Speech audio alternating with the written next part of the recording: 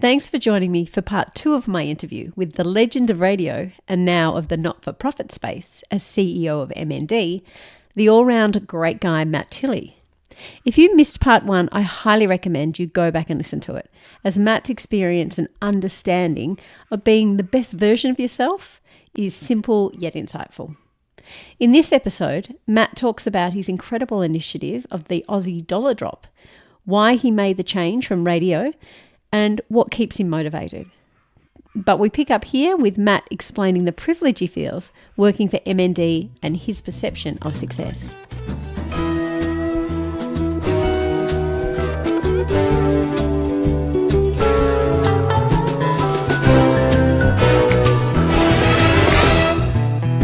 So what's the best thing about this new space you're in? And you have only been there a year and a half now?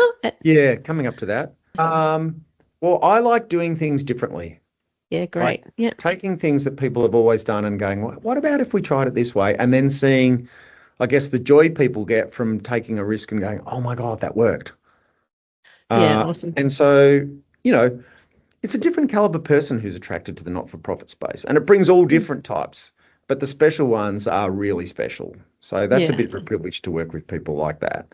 And in this role in particular, in your first year, your co-founder and board member just happens to get named Australian of the Year. So that brings a lot of sunshine to us. So what keeps me awake at night is I don't want to waste that opportunity. But it is exciting, to have the Governor General come to your lunches. And, just yesterday, Neil was in Parliament House getting a standing ovation from all the members there as the Prime Minister introduced him. So, but I feel a great weight of responsibility to go, well, let's not waste that. Other charities would dream of that sort of opportunity and exposure. Neil is a hard taskmaster because he takes it very serious and he's all in. And so I think legitimately has expectations that anyone else does as well. So, I find that intimidating, not because he's an intimidating guy, but because there's a weight of responsibility. And has he got any attributes or anything that you go, oh, yes, I'm actually going to use that or take? Do you know what I mean? Like, are you? Oh, I think everyone I come into contact with, from our board members to our team members to our, we've got all these, I'll call them young kids with PhDs and stuff who head up all our research and program sector and stuff. They're all pretty incredible because they've dedicated their life to someone else's problem. Yeah. Whereas, when I'm in radio, I kind of dedicated my life to me and having fun. Entertaining. Yeah. Yeah. Well, I never thought of it as entertaining the masses. I was just like, this is a pretty fun job and, you get to do all this cool stuff. Absolutely. And the more fun you had, the more fun everyone else had. So yeah, but I also think that stuff I try and bring here, like MND is a hideous disease, but we've got a pretty good reputation for having some fun around it. And that to me is how you raise money. You connect with people on whatever level, and generally you can't sadden them into giving you money. People sort of have a higher expectation of value exchange, I reckon. Oh, I'm saying you can move them and be emotional, but I think if you just beat them over the head with this is pretty awful and you've got a pretty good life, so do something about it, doesn't work.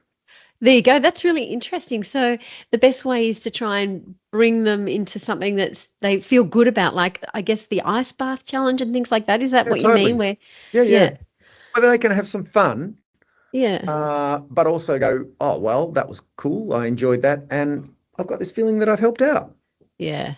Yeah. Nice. Yeah, I love that. I hadn't even thought about that perspective. Well, I think I sort of in my time at Food Bank, it was the same. It's like there is a lot of sadness around the work that we're doing. Yeah. But what we want to do is be in the business of commodifying, feeling good about helping. Oh, awesome. And you also worked at Aussie Dollar Drop as well. Like, were they yeah, well, that was my idea that someone challenged me to do once I'd finished in radio and was having a bit of a gap year. So I kind of founded it, started it, put together. Oh, did you? It was like an apprenticeship. After I'd done a diploma in not-for-profit governance, a friend of mine challenged me. She goes, you've always had this idea that if everyone gave $1 on one day, that'd be 25 million bucks. She goes, have a crack at it. Huh. And how'd you go? Well, I said, what do I do? She was like an exec at the NAB Bank and stuff, very smart, switched on woman, heavily involved in many charity boards. She goes, buy a laptop and start Googling. I'm like, can you give me some more clues? She goes, you'll work it out. Just that great, uncomfortable leadership role that she played, where she just challenged me and didn't give me the answers and didn't lay out too many breadcrumbs. And yeah, it was really uncomfortable and awkward thing. But, within a few months, I had the Labor Party and the Liberal Party agreeing to match each dollar that I raised. And wow. How much did you raise? well, it was a quick 8-week run up to the state elections. I think with the fund match, it was about 350, 400,000. Oh, wow. That's impressive. So, yeah, but it wasn't the $1 off every person in Victoria that I dreamed of, but that's because we would have needed 5,000 people manning every election booth, doing 3 shifts. But interestingly enough, that also coincided with no one carrying money around anymore. Yep, I was going to say, tap. And more than half the population voting before the actual election day. Because I was like, what is that one moment where we all have to do something? Because that's where I'll grab the dollar off everyone. And I'm like, we've all got to vote. So after that, PwC tapped me on the shoulder and said, we're happy to do some modelling for you. This looks like it could be a thing. And they did. And it could have sort of got going nationally, but I think the tide coming the other way was, the way we carry money and the way we vote. Yeah. And we're not ready to have like 5,000 tap and go machines. Yeah. Gosh, it's such a good idea. It's such a good idea, though. And if it just became kind of conditioned that on voting day you donate $1, how cool would that be? Well, that was everyone. I don't want to talk myself up. I'm not really more. It's more the idea. But everybody was super engaged on the day. Like we had all these buckets that had been donated by Mitre 10, and people were like, "Oh, what a great idea!" And they'd like stuff $5 in there. So, that's very cool. Might try and reignite it in some other guys. Yeah, it makes sense. Like it seems just, no one would think twice about giving $1. Like it's. Well, that was my point. That again, it's that like value exchange principle where you go, I'm not really sacrificing much here, but I'm getting to feel good. Yeah, absolutely. Matt, when you think about success, has that changed? What does that mean to you? And like, is that different now? Well, I don't think about success. And I always think it's always someone else's qualification. And I look at people and go, they've been successful, they haven't. But I was at and it sounds trite because usually you get this sort of information from those books you buy at airports about the value of life and success and meaningfulness. And this guy was saying, and that we had some very sort of high-end donors at this lunch. And he said, I've just started thinking about this, but someone said to me the other day, when you die, you really will be judged by people as whether you're a good bloke or not. Like, no, when someone's like, oh, that's sad, he was a good bloke, they don't ever say, oh, that's sad, he earned quite a bit, or that's true. Sad, I hear he had 7 houses, or whatever. He goes, generally, the final reckoning is whether you're a good person or not. And there's your success quotient, but you never get to find out because I don't believe in the afterlife. So, and the other thing is, look, I don't really know what people think about me. You've said some lovely things. I know there's tangible measurements of ratings and stuff like that. But when I was in radio, it's no secret that there are more prickly characters in that world. The likes, I was coming up with the likes of Kyle Sandilands and stuff. And all I wanted to do was finish radio without a reputation. Yeah, right. Yep. In fact, I wanted people to just go, yeah, he was good fun to work with, or like he would push hard or this or that, but I didn't want to be an a-hole. Yeah. So that would be success for me, but you're going to have to go and survey about 5,000 people I worked with to know if I've been successful. Well, I've got to say, Sammy Cab, as we've mentioned before, is one of the nicest guys I know, and he says about you, you are by far one of the nicest men he's ever known. So, right, so it's just a mutual admiration. There's two of us now, yeah. No, well, it's more about my definition of success, not have I been successful.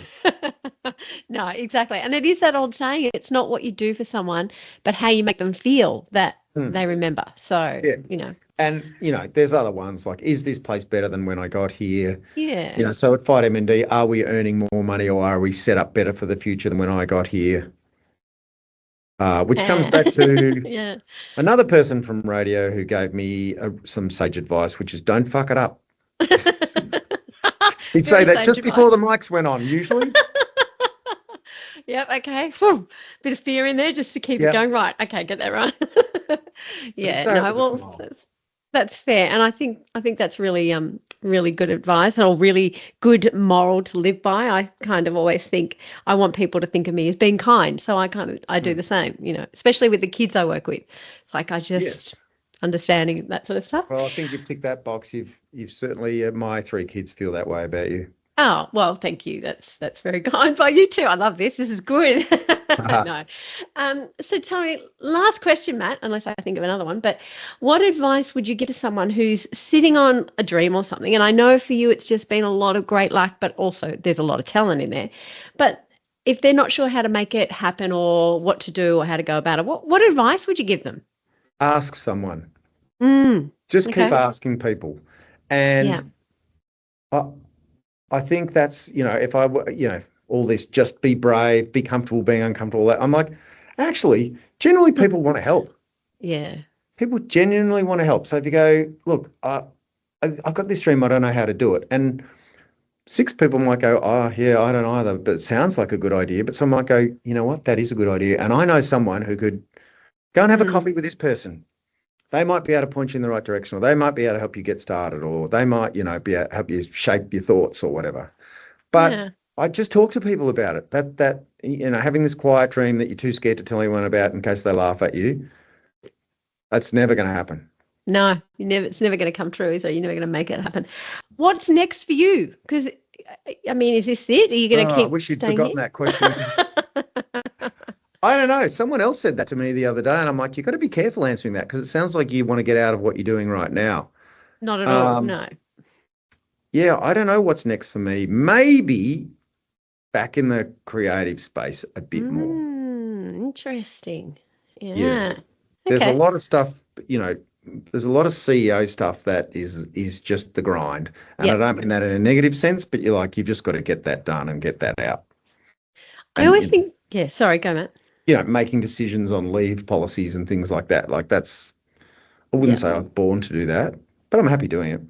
And look, I think for anyone who has a creative bent, I think you have to have an outlet somewhere. So hopefully, I mean, in the interim, you're finding that. And it sounds like you are by looking at creative ways to raise funds and approach things. But it's just, I think it's part of who we are. If you're creative, you've got to have an outlet. Yeah. And I agree with you, but I always be careful about sounding like too much of a tosser. Like, I'm a creative, you're stifling me. There's so many different ways you can, if the word's not creative, it's like putting thought into something to make it more interesting and fun. So I can apply that to all staff meetings or how I send out an email or whatever. So there's still space for it. Yeah. Awesome. Oh, Matt, thank you so much for your time. I really appreciate it. Pleasure, Jules. It's been great to talk to you. Yeah, it's been unreal. Thank you. I love talking about myself. Favorite topic? No, not at all. No, it's what you're doing is amazing in this MMD space, and just it's incredible. So it seems for most of your life you've brought joy to people in different capacities. So amazing. Thank you. Depends who you ask, but I'll go with your wrap. I hope you enjoyed that interview with Matt. I know I did. He is a very entertaining man. And thank you for joining me again. Make sure you hit follow on the show so you don't miss an episode. And please share this podcast with anyone you know who's chasing a dream or just wanting to be better at whatever it is they're doing. Until next time.